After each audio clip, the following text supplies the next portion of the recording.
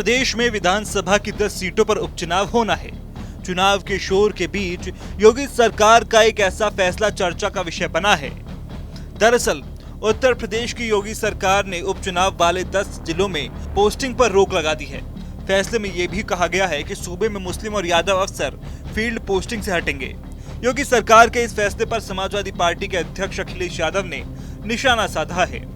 उन्होंने बुधवार को कहा कि बीजेपी को हार से कोई नहीं रोक सकता, सभी 10 सीटों पर उसकी पराजय होगी।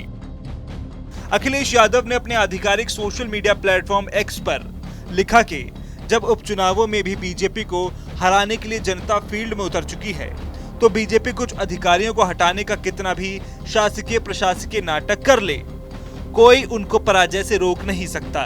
देखना यह भी है कि इनकी जगह जो अफसर आएंगे उनकी निष्पक्षता पर मोहर कौन लगाएगा। अपनी पोस्ट में अखिलेश यादव ने आगे लिखा कि बीजेपी उपचुनावों में 10/10 की हार के अपमान से बचने के बहाने न ढूंढें। अगर बीजेपी जन विरोधी नहीं होती तो आज ये दिन नहीं देखने पड़ते।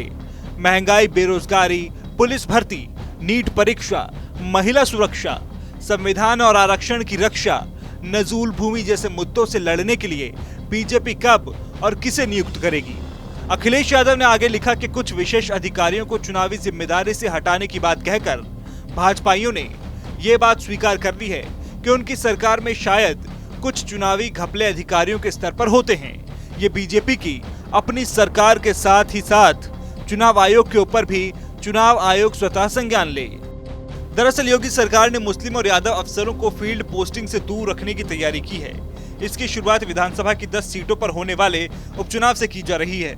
उपचुनाव वाले 10 जिलों में इन अधिकारियों की पोस्टिंग पर सरकार ने रोक लगा दी है।